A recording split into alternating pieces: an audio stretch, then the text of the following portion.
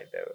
Sir, Bengaluru ದೊಡ್ಡ ಮಟ್ಟಿಗೆ boom ಆಗಿದ್ದು ಅಥವಾ ಜಾಗತಿಕವಾಗಿ ಸದ್ದು ಮಾಡಿದ್ದು ಯಾವತ್ತಿನಿಂದ ಅಂದ್ರೆ ಎಸ್.ಎಂ. ಕೃಷ್ಣ ಅವರ ಕಾಲಘಟ್ಟದಿಂದ. ಆದ್ರೆ ಅದಾದ ನಂತರ ಬಂದಂತಹ ಸರ್ಕಾರಗಳು ಈ ಬೆಂಗಳೂರಿನ ಈ ರ್ಯಾಪಿಡ್ ಗ್ರೋತ್ ಅನ್ನ ಅಂದಾಜು ಮಾಡುವಲ್ಲಿ ಫೇಲ್ಯೂರ್ ಆದ್ವು ಅಂತ ಅನ್ಸುತ್ತೆ ಸರ್. ಏನೇನೋ ಆಗೋಯ್ತು. ಈಗ ನಾವು ಏನಾಯ್ತು ಅಂತ ಹೇಳಕ್ ಹೋದ್ರೆ ಹಿಂದಿನವ್ರನ್ನ ಟೀಕೆ ಮಾಡ್ದಂಗ ಆಗುತ್ತೆ, ಅವರು ಸಿಟ್ಟಾಗ್ತಾರೆ.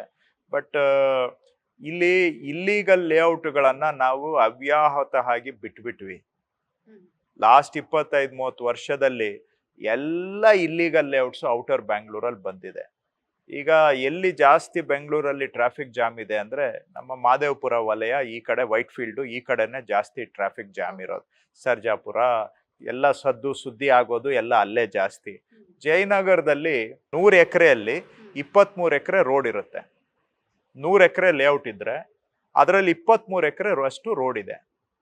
ಅದೇ ನೀವು ವೈಟ್ ಫೀಲ್ಡ್ಗೆ ಹೋದ್ರೆ 100 ಎಕರೆಯಲ್ಲಿ ಬರೀ 8 ಎಕರೆ ಅಷ್ಟು ರೋಡ್ ಬಿಟ್ಟಿದ್ದಾರೆ. ಇಲ್ಲಿ 23% ಆಫ್ ದ ಏರಿಯಾ ರೋಡ್ಸ್ ಇದೆ ಜಯನಗರಲ್ಲಿ, ಅಲ್ಲಿ 8% ಇದೆ. ಯಾಕೆ ಇದೆ? ಎಲ್ಲ ಇಲ್ಲಿಗಲ್ ಲೇಔಟ್ಸ್. ಸೊ ಇದು ಅವ್ಯಾವತ ಆಗಿ ನಡೆದೋಯ್ತು 25-30 ವರ್ಷ. ಅಲ್ಲಿ ಏನು ಎಲ್ಲ ಒಂದೊಂದು ಸೈಟ್ ಅಲ್ಲಿ ಚಿಕ್ಕ ಸೈಟು 30-40-40-60 ಸೈಟ್ ಅಲ್ಲಿ 5-5 8-8 ಫ್ಲೋರ್ ಕಟ್ಟಿದ್ದಾರೆ. ಸೊ ಅದು ಟ್ರಾಫಿಕ್ಗೆ ಆ್ಯಡ್ ಆಗಿದೆ. ಸೊ ಇದು ಒಂದು ಮುಖ್ಯ ಸಮಸ್ಯೆ. ಇದನ್ನ ನಾವು ಯಾರು ನಿಲ್ಸೋ ಧೈರ್ಯ ಮಾಡಲಿಲ್ಲ.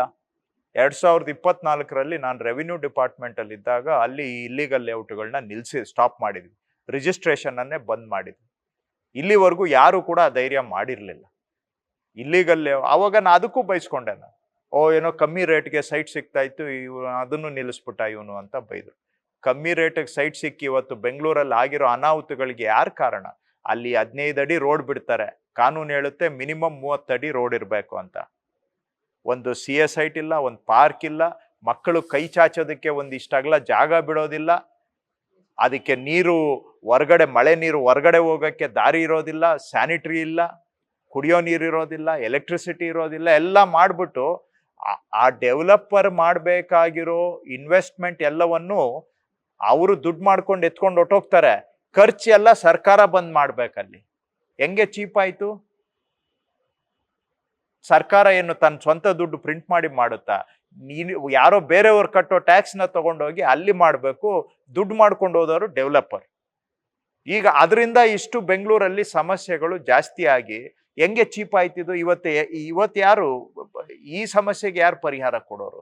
ಸೊ ಇದನ್ನ 2024ರಲ್ಲಿ ನಾವು ರೆವಿನ್ಯೂ ಡಿಪಾರ್ಟ್ಮೆಂಟ್ ಅಲ್ಲಿ ಮುಲಾಜಿಲ್ಲದೆ ಈ ರೆವಿನ್ಯೂ ಲೇಔಟ್ಗಳನ್ನ ಬಂದ್ ಮಾಡಿದ್ದೇವೆ. ಸೊ ಇದರಿಂದ ಇನ್ ಮುಂದೇನಾದ್ರೂ ಸ್ವಲ್ಪ ಕಂಟ್ರೋಲ್ ಬರಬಹುದು ಅಂತ ಅನ್ಕೊಂಡಿದ್ದೇವೆ. ಬಟ್ ಅದು ಎಫೆಕ್ಟ್ ಆಗ್ಬೇಕಾದ್ರೆ ವರ್ಷಗಳಾಗ್ತದೆ. ಈಗಿರೋ ಸಮಸ್ಯೆಯನ್ನು ನಾವು ಹ್ಯಾಂಡಲ್ ಮಾಡಬೇಕಾಗಿದೆ. ಸೊ ಆರ್ಗನೈಸ್ಡ್ ಗ್ರೋತ್ ಆಗಿದ್ದಿದ್ರೆ ಇಷ್ಟು ಸಮಸ್ಯೆ ಆಗ್ತಾ ಇರ್ಲಿಲ್ಲ. ಆರ್ಗನೈಸ್ಡ್ ಗ್ರೋತ್ ಆದ್ರೆ ಏನಾಗುತ್ತೆ? ರೋಡ್ಗಳು ನೀಟಾಗಿರ್ತವೆ, ಆಮೇಲೆ ಮಳೆ ನೀರು ಹೊರಗಡೆ ಹೋಗಕ್ಕೆ ದಾರಿ ಇರುತ್ತೆ, ಅವೆಲ್ಲ ರೂಲ್ಸ್ ಅಲ್ಲಿ ಇದೆ. ಎಲೆಕ್ಟ್ರಿಸಿಟಿ ಕೊಡ್ಬೇಕು, ಕುಡಿಯೋ ನೀರು ಕೊಡ್ಬೇಕು, ಇವೆಲ್ಲ ಫೆಸಿಲಿಟೀಸ್ ಇದ್ರೆ ಜನ ಬದುಕೋದು ಚೆನ್ನಾಗಿರುತ್ತೆ. ಏನು ಇಲ್ಲದೆ ಬರೀ 4 ಕಲ್ಲು ಇಟ್ಬಿಟ್ಟು ಚೀಪಾಗಿ ಕೊಟ್ಬಿಟ್ರೆ ನಾಳೆ ಯಾರೋ ಒಬ್ರು ಬಂಡವಾಳ ಹಾಕ್ಲೇಬೇಕಲ್ಲ. ಸೊ ಇದು ಕೂಡ ಒಂದು ಮುಖ್ಯ ಸಮಸ್ಯೆ. ಸೊ ಇದು 30 ಇಯರ್ಸ್ ಇಂದ ಆಗಿದೆ. ಹಿಂಗೆ ತುಂಬಾ ತಪ್ಪುಗಳು ಆಗೋಗಿದಾವೆ. 30 ಇಯರ್ಸ್ ಇಂದ ನಾವು ಎಲ್ಲೋ ಒಂದ್ ಕಡೆ ಎಷ್ಟು ಎಚ್ಚರಿಕೆಯಿಂದ ಇರಬೇಕಾಗಿತ್ತು, ಬಹುಶಃ ಅಷ್ಟು ಎಚ್ಚರಿಕೆ ವಹಿಸಿಲ್ಲ ಅಂತ ಅನ್ಸುತ್ತೆ. ನೀವು ಕೇಳಿದ ಪ್ರಶ್ನೆ ಅದೇ ಆಗಿತ್ತು. ಈ ಟ್ರಾಫಿಕ್ ನ ವಿಚಾರ ಅಥವಾ ಸಮಸ್ಯೆ ವಿಚಾರ ಮಾತಾಡಿದಾಗ 2 ವಿಚಾರಗಳು ಪಬ್ಲಿಕ್ ಡೊಮೈನ್ ನಲ್ಲಿ ಚರ್ಚೆಯಲ್ಲಿದ್ದಾವೆ. ಒಂದು, ಸರ್ಕಾರ ORR ರಸ್ತೆಗಳಲ್ಲಿ ಕಂಜೆಷನ್ ಟ್ಯಾಕ್ಸ್ ಹಾಕೋದಕ್ಕೆ ಚಿಂತನೆ ಮಾಡ್ತಾ ಇದೆ ಅಂತ ಹೇಳಿ, ಅದು ಒಂದು ಪಾಯಿಂಟ್. ಮತ್ತೊಂದು, ರೀಸೆಂಟ್ ಆಗಿ ಮತ್ತೊಂದು ವಿಚಾರ ಚರ್ಚೆ ಆಯ್ತು. ಮನೆ ಮುಂದೆ ಗಾಡಿಗಳನ್ನ ಪಾರ್ಕ್ ಮಾಡೋದಕ್ಕೂ ರಾತ್ರಿ 8 ಗಂಟೆಯಿಂದ ಬೆಳಗ್ಗೆ 8 ಗಂಟೆ ತನಕ ಮಾತ್ರ ಫ್ರೀ, ಅದಾದ ನಂತರ ಸರ್ಕಾರ ಟ್ಯಾಕ್ಸ್ ಹಾಕೋದಕ್ಕೆ ಚಿಂತನೆ ನಡೆಸ್ತಾ ಇದೆ ಅಂತ ಹೇಳಿ.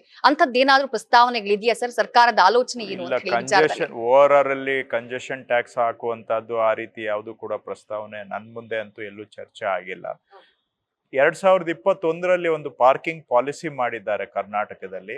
ಅದನ್ನ ಈಗ ರೂಲ್ಸ್ ಅನ್ನ ಫ್ರೇಮ್ ಮಾಡಿ ಅದರ ಬಗ್ಗೆ ನಾವು ಜನಗಳಿಂದಾನು ಕೂಡ ಅಬ್ಜೆಕ್ಷನ್ಸ್ ಅನ್ನ ಕಾಲ್ ಫರ್ ಮಾಡಿದ್ದೇವೆ. ಈಗ ನಾವು ಕರಡು ನಿಯಮಗಳನ್ನ ಮಾಡಿದ್ದೇವೆ. ಪಾಲಿಸಿ 2021ರಲ್ಲೇ ಆಗಿದೆ. ಆ ಪಾಲಿಸಿಗೆ ರೂಲ್ಸ್ ಕೊಡ್ಬೇಕಾಗುತ್ತೆ. ಅದನ್ನ ಈಗ ಡ್ರಾಫ್ಟ್ ರೂಲ್ಸ್ ಮಾಡಿದ್ದೇವೆ. ಅದನ್ನ ಸಾರ್ವಜನಿಕ ವಲಯದಲ್ಲಿ ಬಿಟ್ಟು ಸಾರ್ವಜನಿಕರು ಅದಕ್ಕೆ ಏನಾದರೂ ತಕರಾರಿದ್ರೆ ಕೊಡ್ಬಹುದು ಅಂತ 1 ತಿಂಗಳ ಅವಧಿಯನ್ನ ಕೊಟ್ಟಿದ್ದೇವೆ. ಸಾರ್ವಜನಿಕರಿಂದ ಏನೇನ್ ತಕರಾರು ಬರುತ್ತೆ ಅದನ್ನ ನೋಡ್ಬಿಟ್ಟು ಆಮೇಲೆ ಅದನ್ನ ಅಂತಿಮಗೊಳಿಸ್ತೇವೆ. ನೋಡೋಣ, ಜನ ಅದರಲ್ಲಿ ಏನೇನು ತಕರಾರು ಕೊಡ್ತಾರೆ ಎಲ್ಲವನ್ನು ಕೂಡ ಪರಿಶೀಲನೆ ಮಾಡ್ತೇವೆ. ಕೃಷ್ಣ ಬೈರೇಗೌಡರು ಯಾವತ್ತಾದ್ರೂ ಪ್ರೈವೇಟ್ ವೆಹಿಕಲ್ ನಲ್ಲಿ ಹೋದಂತಹ ಟೈಮ್ನಲ್ಲಿ ಟ್ರಾಫಿಕ್ ನಲ್ಲಿ ಬೆಂಗಳೂರಿನಲ್ಲಿ ಸಿಕ್ಕಾಕೊಂಡಿದ್ಯಾ ಸರ್? ಪ್ರೈವೇಟ್ ವೆಹಿಕಲ್ ಆದ್ರೆ ಏನು, ಗೌರ್ಮೆಂಟ್ ವೆಹಿಕಲ್ ಆದ್ರೆ ಏನು, ನಾವು ಎಲ್ಲರೂ ಹೋದಂಗೆ ಹೋಗೋದು ಡೈಲಿ. ನಮ್ಗೆ ಯಾವುದು ಸ್ಪೆಷಲ್ ಇಲ್ಲ.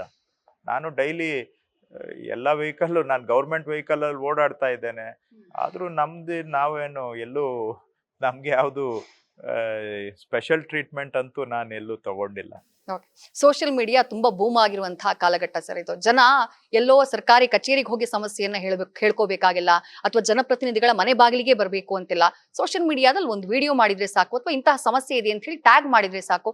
ಸರ್ಕಾರ ಇದನ್ನ ಎಷ್ಟು ಗಂಭೀರವಾಗಿ ಪರಿಗಣಿಸುತ್ತೆ, ಅಥವಾ ಟೀಕೆಗಳು ಇರುತ್ತೆ ಅಲ್ಲಿ, ಜೊತೆಗೆ ಸಮಸ್ಯೆಗಳನ್ನು ಹೇಳ್ಕೊಳ್ತಾರೆ, ಎಷ್ಟು ಗಂಭೀರವಾಗಿ ಪರಿಗಣಿಸ್ತೀರಿ ಅಂತ ಹೇಳಿ? ಏನಾಗುತ್ತೆ, ಈಗ ನಾವು ಸಹಾಯ ಅಂತ ಒಂದು ಆ್ಯಪ್ ಮಾಡಿದ್ದೇವೆ ಬೆಂಗಳೂರಲ್ಲಿ. ಅಲ್ಲಿ ಲಾಗಿನ್ ಮಾಡಿದ್ರೆ ಅದಕ್ಕೊಂದು ಫಾಲೋ ಅಪ್ ಮಾಡೋದಕ್ಕೆ ಒಂದು ಮೆಕ್ಯಾನಿಸಮ್ ಇದೆ. ಬಟ್ ಸೋಷಿಯಲ್ ಮೀಡಿಯಾ ಇಂಪಾರ್ಟೆಂಟ್ ಇಲ್ಲ ಅಂತ ಹೇಳ್ತಾ ಇಲ್ಲ. ಬಟ್ ಸೋಷಿಯಲ್ ಮೀಡಿಯಲ್ಲಿ ಬಂದಿದ್ದು ಎಲ್ಲವನ್ನೂ ಅಟೆಂಡ್ ಮಾಡಕ್ ಹೋದ್ರೆ ಸರ್ಕಾರ ನಡೆಸೋದು ಕೂಡ ಕಷ್ಟ ಆಗುತ್ತೆ. ಬಟ್ ಅದು ಸಮಾಜದ ಒಂದು ಮಿರರ್ ಆಗಿ ಸೋಷಿಯಲ್ ಮೀಡಿಯಾ ಕೂಡ ಕೆಲಸ ಮಾಡುತ್ತೆ. ಸೋಷಿಯಲ್ ಮೀಡಿಯಾದಕ್ಕೂ ನಾವು ಇಂಪಾರ್ಟೆನ್ಸ್ ಕೊಡಬೇಕು. ಆದರೆ ನಮ್ದೊಂದು ಸಿಸ್ಟಮ್ ಇರುತ್ತೆ, ಸಿಸ್ಟಮ್ ಪ್ರಕಾರನೇ ಕೆಲಸ ಮಾಡಬೇಕು. ಓಕೆ, ಬೇರೆ ಬೇರೆ ನಗರಗಳನ್ನ ಸುತ್ತಿದ್ದೀರಿ ನೀವು, ಬೇರೆ ಹೊರ ದೇಶಗಳಿಗೂ ಹೋಗಿದ್ದೀರಿ.